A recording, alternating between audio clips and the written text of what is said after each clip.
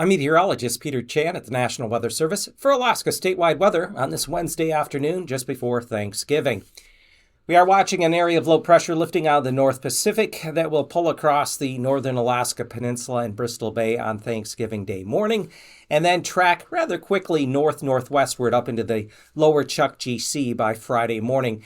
Now, this system does have a front arcing ahead of it with a feed of moisture pulling across Kodiak Island with wind and rain for this Wednesday evening and into Thursday morning. That will spread along the Kenai Coast and Prince William Sound for tonight, resulting in some moderate to briefly heavier rain along coastal areas along with gusty winds. But the mountains, the Kenai Mountains, the Chugach Mountains, will be picking up some moderate to heavier snowfall. There is a winter weather advisory for the eastern and southwestern Kenai Peninsula.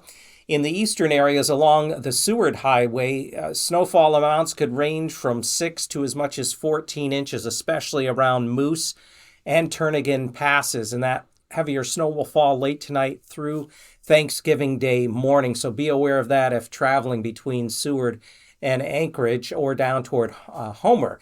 Now, the southwest area of the Kenai Peninsula will pick up less in the way of snowfall, maybe only around an inch or so around Homer through Anchor Point and Ninilchik, but the snow could become mixed with a little bit of light freezing rain or just plain old rain, which could result in slippery roads, especially for the Thanksgiving Day travel.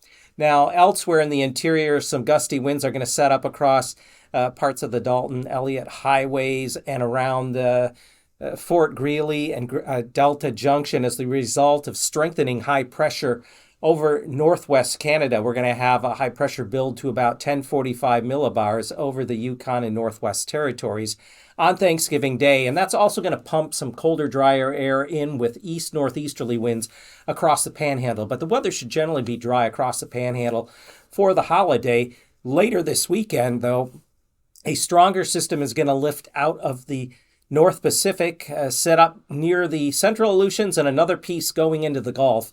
And it's the system that goes into the Gulf that'll be warmer and quite moist, spreading some heavier rain, snow, and gusty winds along the Gulf Coast into the Panhandle as we head into Saturday, Sunday, and Monday. So stay tuned to later forecasts.